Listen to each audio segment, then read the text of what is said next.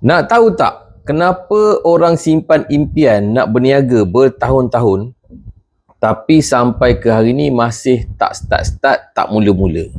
Sebab mereka takut satu benda, mereka takut rugi modal. Bayangkan anda ada simpanan RM500. Tak banyak, RM500. Tapi itulah duit yang anda kumpul bersusah payah.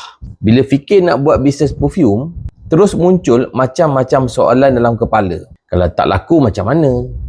Kalau rugi macam mana? Kalau modal habis macam mana? Saya pernah jumpa ramai orang macam ni. Mereka sebenarnya berminat sangat nak berbisnes. Mereka nampak orang lain jual, mereka nampak orang lain buat duit. Mereka pun nak cuba lah. Tapi setiap kali bila nak mula, mereka fikir tentang kerugian dulu sebelum fikir tentang keuntungan. Akhirnya modal tu masih duduk dalam bank, bisnes pun tak pernah pun bermula. Tapi sebenarnya orang yang berjaya dalam bisnes bukan sebab mereka ni tak takut rugi, mereka ni takut je rugi. Mereka berjaya sebab mereka tahu bagaimana nak kurangkan risiko rugi tadi, bagaimana nak urus risiko rugi tadi. Jadi biasanya mereka akan bermula dengan kecil. Mereka akan test market dulu. Bukan mereka nak buat untung dulu. Modal kecil tu mereka akan test market dulu.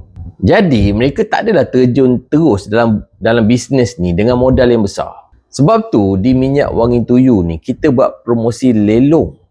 Tujuannya untuk bantu orang yang baru nak mula bisnes tanpa perlu tanggung risiko yang besar. Contohnya yang grade A kan. Boleh dapat dengan harga RM8, RM10, RM12 sebotol. MOQ 20 botol. Kalau yang premium ni boleh dapat dengan harga RM16, RM17 atau RM19. Minimum order hanya 10 botol. Atau yang quality premium plus boleh dapat RM23 dengan MOQ pun 10 botol. Tak adalah nak keluar duit ribu-ribu ringgit. Tak perlulah nak simpan beratus-ratus, beribu-ribu botol bawah almari. Tak perlulah nak simpan beratus-ratus atau beribu-ribu botol di bawah meja atau di bawah katil.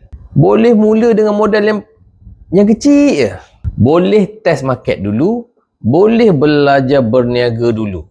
Bila dah yakin ada customer, barulah tambah order. Ramai customer kami bermula dengan order kecil je.